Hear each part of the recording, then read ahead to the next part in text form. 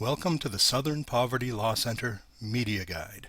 This video series was designed to illustrate the simple fact checks the media should perform on SPLC claims, but won't. Today's lesson: hate incidents. According to the SPLC's Public Relations Chief, Mark Potok, this list describes incidents of apparent hate crimes and hate group activities that are drawn primarily from media sources. In other words, it's a news clipping service. To date, Mr. Potok has clipped just over 3,700 incidents, but as always, a closer look reveals that things aren't quite what they seem. Visit the SPLC's homepage at www.splcenter.org. On the left side of the screen, click the Hate Incidents link.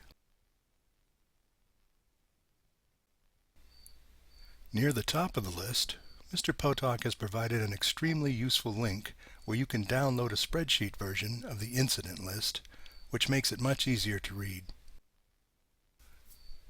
For today's demonstration, let's copy the entries for the last complete year, 2011, and paste them into a new spreadsheet.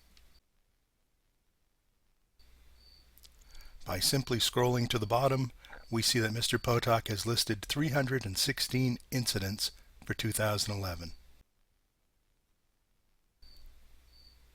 If we go back to the top of the sheet and sort the categories column, we get a better idea of the sorts of things Mr. Potok keeps track of.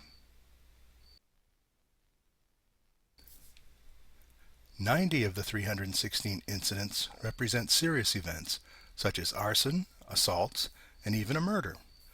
Other incidents of a nonviolent nature include threats and intimidation. Combined, these incidents make up about 29% of the total. 79 accounts of vandalism make up another 20%. Most of the vandalism involves racist graffiti, but not gang graffiti. 30 of the incidents involve leafletting and rallies. While many people may be offended by the groups behind such activities, it must be kept in mind that leafletting, marches, rallies, and speeches are protected by the First Amendment and are entirely legal.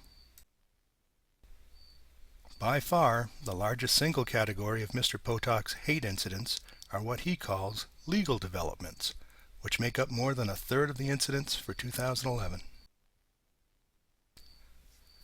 Legal developments are updates on earlier events, some going back as far as 2004, and their sole function is to pad Mr. Potok's numbers.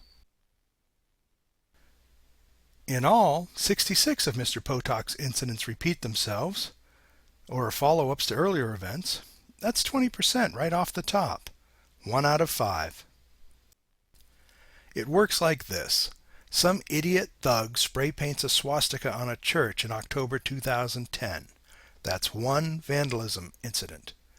He's arrested 2 days later and charged with that vandalism, and that's a legal development. That's 2 incidents for 2010. In January of 2011, the thug pleads not guilty to the charges. In May, he's tried and found guilty, and in June, he's sentenced. That's 3 more legal incidents for 2011, and a total of 5 incidents for Mr. Potok's list. This is hard evidence. In several cases, the same incident is simply repeated twice, word for word, just to pad out the numbers. How in the world can anyone describe criminal court proceedings as hate incidents? Looking over the data, there is very little evidence of organized hate group activities, and non-whites make up more than 40% of the perpetrators. Many of these incidents are attributed to teenagers.